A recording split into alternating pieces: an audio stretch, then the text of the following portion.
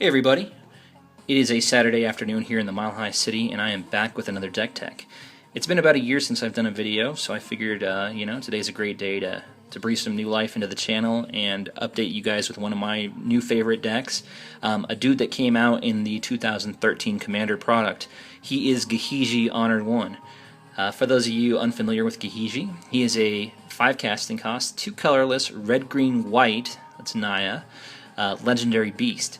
And his ability is whenever a creature attacks one of your opponents or a planeswalker one of your opponents controls, that creature gets +2/+0 until end of turn. So obviously, if you've watched my other videos, I've always big on the political theme. I like social group dynamics. I like kind of the whole, feeding someone powerful stuff so they can beat the hell out of each other, and hopefully it's just me and somebody else standing in the final. So what we want to do with Gahiji is basically enable our opponents to use that combat bonus of +2/+0 to attack each other. So how are we going to do that? Well, my first package here is the kind of group enablement WMD package, giving people tokens very easily. We start off by doing that with Seed the Land here, and that's whenever a land comes into play, under its controller puts a 1/1 green snake creature token into play. So it's kind of like a landfall card. Whenever you play a land, you get a token. This goes for everybody. So free tokens for your opponents that way. Varchild's War Riders. This is a total throwback, a card that I played with back in the day. And basically what we got here is cumulative upkeep, putting tokens under target opponent's control. So this allows you to kind of control the balance of the game, and if someone's getting too powerful or about to go off, you reward the other 2 players. Well, in our play group it's 4 players, but you reward the other people with tokens so they hopefully attack that person that's about to go off and use Gahiji's bonus. Next up is Alliance in Arms from the original Commander product. Basically a card that just puts a lot of tokens into play for everybody. Next up is Akron Horse, a card that printed in Theros. Again, more tokens into play for everybody. Hunted Troll, tokens into play to target opponent. He's also an 8/4 beater, so he's a total house for 4 mana, so pretty sweet guy. And last up is a card that just wins games, printed in the Commander 2013 product. Tempt with Vengeance. Usually you play this card late game, someone's on the ropes about to die, and they usually take the tempting offer and hook you up with more tokens. So this card is just totally sick. Your tokens come into play with haste, with Gahiji's bonus on the field. You know, they're just gonna house somebody. So awesome card. Love Tempt with Vengeance. So I have 2 other sub themes in this deck. Obviously, we have the kind of the WMD package that I just talked about with hooking opponents up. I also have a token kind of sub theme with this deck. Every token deck should include Aura Shards. It's probably one of the most broken cards in the Commander format. Basically, when a creature comes into play, you're blowing stuff up. So this card generally never makes it around to the next turn. It's public enemy #1 when it comes out, and people just take care of it immediately. So if it does stick, though, you can really do some massive damage to the board. Next up is Deviling Season. I mentioned this was a token deck, so Deviling Season is a key component to tokens. Primal Vigor is next up. This is great because with what we're doing here, providing our opponents with creatures, this benefits them as well, so they get double the creatures as well. So very cool card. Beastmaster Ascension, a token staple. Next up, these are 2 creatures in this deck that I've always wanted to build a deck around, and that's why they're in here. I looked at both these guys and I said, how can I use these guys? And this is what I came up with, this deck right here. So Dragon Broodmother, at the beginning of each upkeep, you're putting a 1/1 red-green dragon with Flying and Devour into play. That's each upkeep. So, one cycle goes around and it's 4 tokens into play. That is totally sick. And with Gahiji's bonus and, everybody beating the hell out of each other, usually I can get either this guy or the other guy to stick for a couple of turns, so it's pretty awesome, these guys.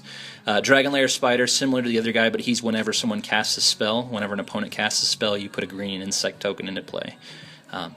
This and Dragon Lair Broodmother, Dragon Broodmother, totally sick. Hornet Queen, love Hornet Queen. It's kind of a new thing they're doing in M15 where they reprinted Hornet Queen. They printed cards like Hornet's Nest. I love what they're doing with green. I just love that flying and death touch. Green's getting some cool defense and flyers. Totally good flavor too. So the other theme of this deck, the other sub-theme is big beaters. This is all kind of going to those creatures right here. I wouldn't necessarily call Audric a big beater, but he's good with the amount of tokens you're putting into play under opponent's control. He's kind of like a safety mechanism. If someone's getting a little too powerful, you can always attack them, declare or determine which blockers they use, and just overwhelm them. So he's the master tactician. Champion of Lambolt, again, when we're putting creatures into play, this is a great card for that. Terracodon, kind of some spot removal there, and just a total house, so everybody loves Big Nasty here. Next up is Brawn. Usually chump with this guy, get him in your graveyard, and give all your tokens trample. So very cool stuff. Stalking Vengeance, a card that won me a game. I kind of threw it in on a whim. It's part of the Commander 2013 product and the new stuff. Yeah, this card won me a game. It's kind of awesome. Yeah, it's 7 mana for a 5/5, but the ability is totally sweet. Being able to deal damage to somebody when a token dies or a creature dies. Boartusk Leash, a pretty sweet card in this deck. He's 4 mana there, easy to get out, and basically just you're putting a lot of red, green, sometimes red and green tokens into play. So he just totally hooks them up with +2/+2, and then scale Gahiji's ability on top of that. You're really beefing your guys up pretty easily. Bane of Progress, a card that basically just replaced all my Sylvan Primordials. Great card. Karmic Guide for some recursion. Archetype of Aggression, giving my dudes trample. This makes it so my big beaters can't be countered. CHB is a closer for the deck. And then we're obviously making a lot of investments in getting our dudes out, so we want to make sure they're safe. So we've got some indestructibility cards. And then finally Fury of the Horde, kind of just a throw in there to make sure we're using our guys to their fullest by granting them another attack for a turn. Next card is up my kind of like utility package here. I've only got 3 minutes left. I run a suite of tutors. Basically I'm going to get those 2 creatures I pointed out earlier, Broodmother and Dragon Lair Spider. I've got a host of tutors here. Enlightened Tutor, you'll get the pod. And then I go in my card draw package here with Iron Viper, Magus, Wall of Blossoms, Wall of Omens, Mentor the Meek, Sylvan. Every deck's got to have it that has green, and Harmonize. Next up is my Rant Package. Just running some basic, just cheap ramp spells that green offers. Every deck should have ramp. Won't spend too much time talking about this, other than this guy's a total house. Love this guy. I need to buy more of him. Basically kind of gets, perfect for token decks, kind of acts like a Gaia's Cradle.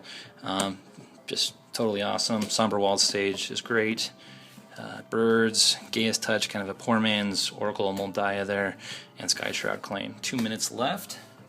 I'll go into kind of my utility package. I don't know what this is exactly, but I've got Lignify and Darksteel Mutation, totally dick cards to put on someone's commander. Kind of better than Swords to Plowshare in circumstances, simply because it just kind of just renders a commander useless, and when you've got people that build decks around one specific commander, great way of just shutting them down.